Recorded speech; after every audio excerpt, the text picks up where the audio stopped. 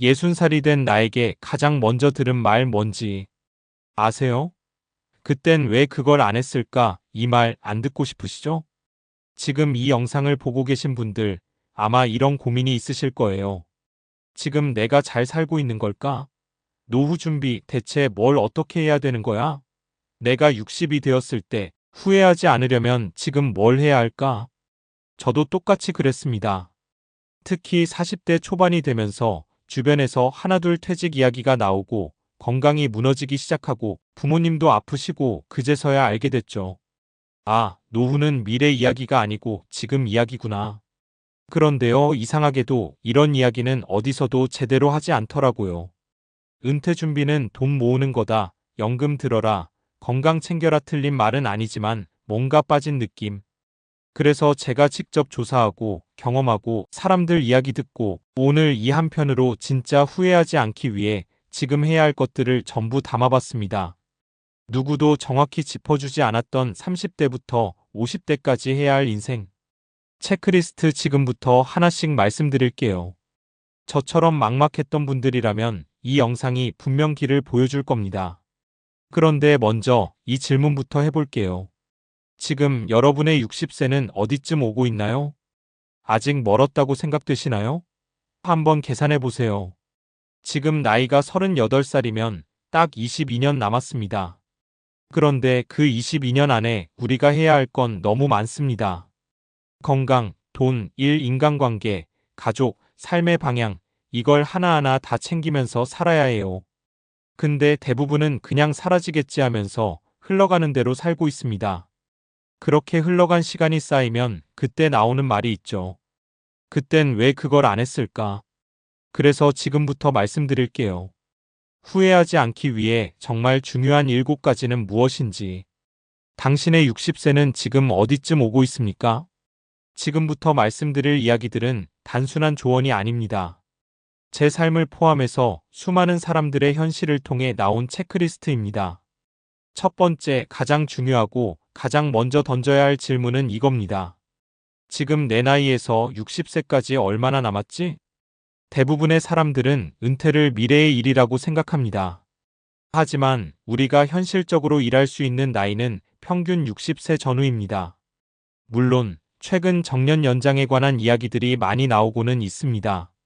하지만 정년이 60세인 곳도 점점 줄고 있고요. 회사에선 50대만 되어도 자연스럽게 정리 대상이 되는 경우 많죠. 예를 들어 볼게요.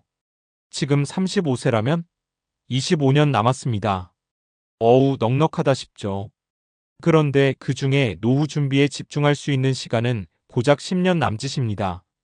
왜냐고요? 40대 후반이 되면 자녀 교육비, 부모님 병원비, 주택대출 상환, 체력 저하, 직장 내 입지 불안정이 모든 게 한꺼번에 찾아옵니다. 여유롭게 노후 준비나 해볼까 할 겨를이 없어요. 제가 아는 어떤 분은 30대 후반에 카페 창업을 준비하면서 이렇게 말했습니다. 내가 지금 준비해서 50살쯤에 이걸로 먹고 살면 되겠지. 그런데요, 50살이 되자 체력이 안 따라줬습니다. 허리 디스크, 혈압, 수면 문제. 결국 포기했죠. 여러분은 60세가 언제 올 것 같으세요? 자동차 타고 고속도로 달리다 보면 서울 300km 표시 보고 아직 멀었네 하죠. 그런데 잠깐 졸다 보면 벌써 서울 50km? 됩니다. 인생이 딱 그렇습니다. 시간은 생각보다 훨씬 빨리 갑니다. 지금이라도 종이에 써보세요. 내 나이 몇 세 그리고 60세까지 남은 시간 몇 년 그런 다음 생각해보는 겁니다. 이 남은 시간 동안 나는 뭘 준비해야 후회하지 않을까? 이 영상은 그 답을 찾는 과정입니다. 지금부터 하나씩 짚어볼게요. 그중 가장 먼저 챙겨야 할 건 바로 건강입니다. 다음은 그 이야기를 드릴게요. 건강은 돈보다 먼저 챙겨야 합니다. 건강이 먼저냐, 돈이 먼저냐? 이 질문은 사실 너무 뻔해서 대답도 뻔할 것 같죠. 그런데 문제는 머리로는 다 알면서도 몸은 정반대로 움직인다는 겁니다. 30대엔 괜찮았어요. 밤샘에도 라면 먹고 자도 감기 한두 번 앓고 말았죠. 그런데 40대 넘어서부터는 다릅니다. 갑자기 체중이 붙고 피곤한 게 하루 이틀이 아니라 쌓이는 피로가 되고 병원에서 처음으로 생활 습관 바꾸셔야 돼요란 말을 듣기 시작합니다. 제가 42살에 처음으로 위내시경을 받았는데 의사 선생님이 그러더라고요. 딱 10년 늦었네요. 그 말을 듣는 순간 오싹했어요. 건강도 운으로 가는 게 아닙니다. 구조입니다. 생활 루틴, 식습관, 운동 패턴이 돈처럼 복리로 쌓입니다.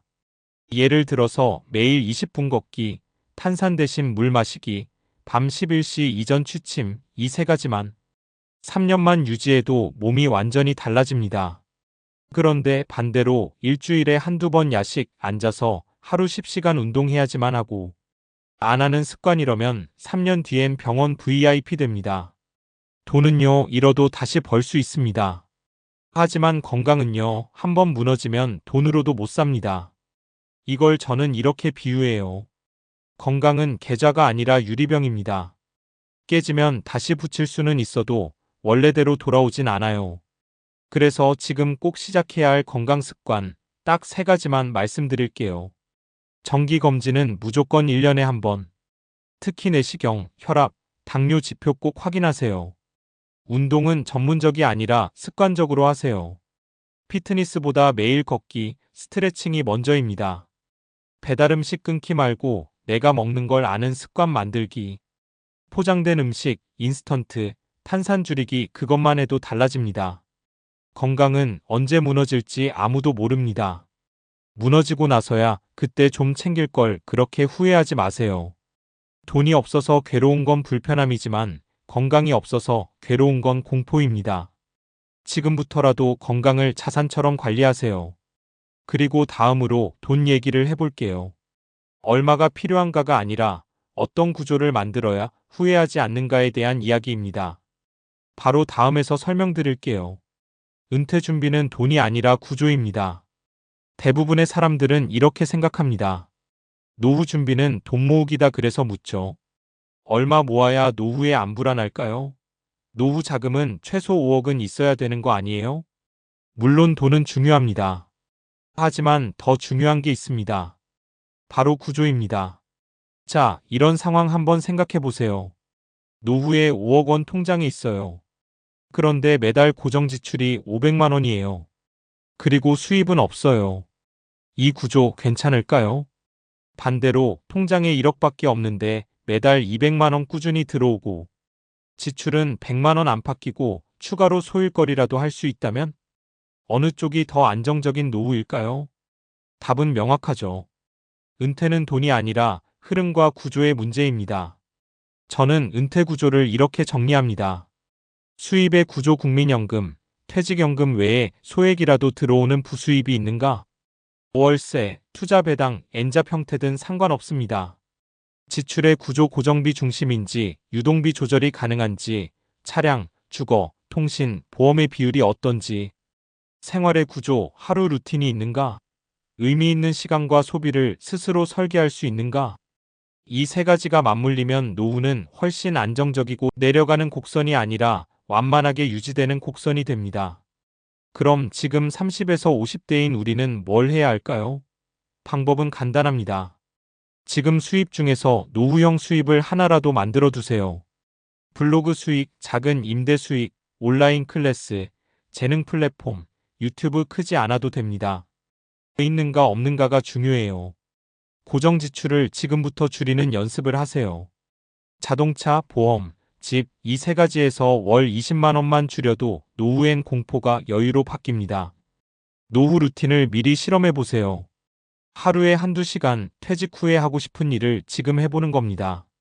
카페 운영, 글쓰기, 봉사활동, 자격증 공부, 산책 루틴 미리 해보면 은퇴가 덜 막막해집니다. 돈이 있어도 구조가 없으면 흔들립니다. 구조가 있으면 적은 돈으로도 충분히 살 수 있습니다. 노후를 돈으로만 보지 마세요. 살아가는 틀을 지금부터 설계해 두세요. 인간관계는 줄이고 깊이 있게 관리하라. 나이 들수록 외로워진다. 맞는 말일까요? 저는 이 말에 반쯤만 동의합니다. 외로워지는 게 아니라 불필요한 관계가 정리되지 않아서 더 외롭다고 생각해요. 30대, 40대까지는 인간관계가 넓습니다.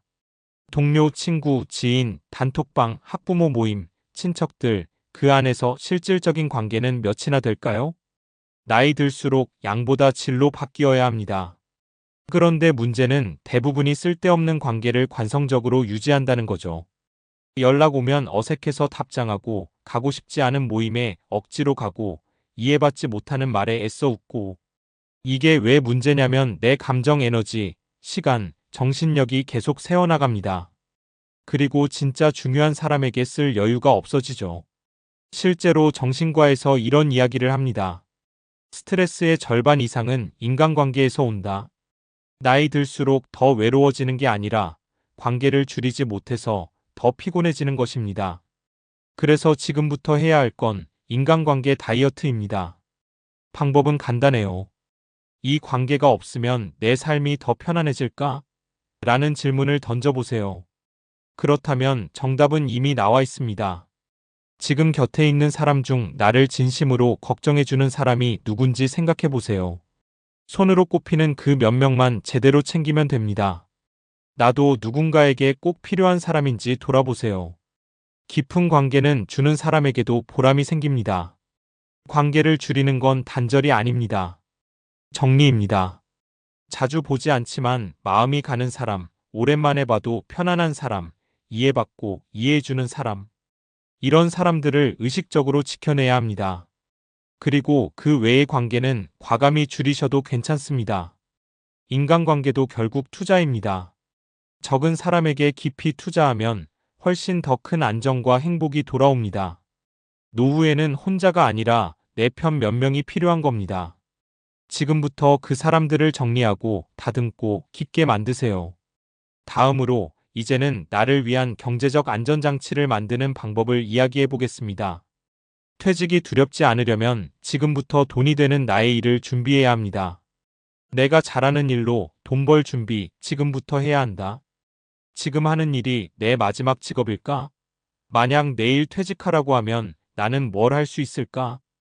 이 두 질문을 받으면 대부분 사람들은 말문이 막힙니다.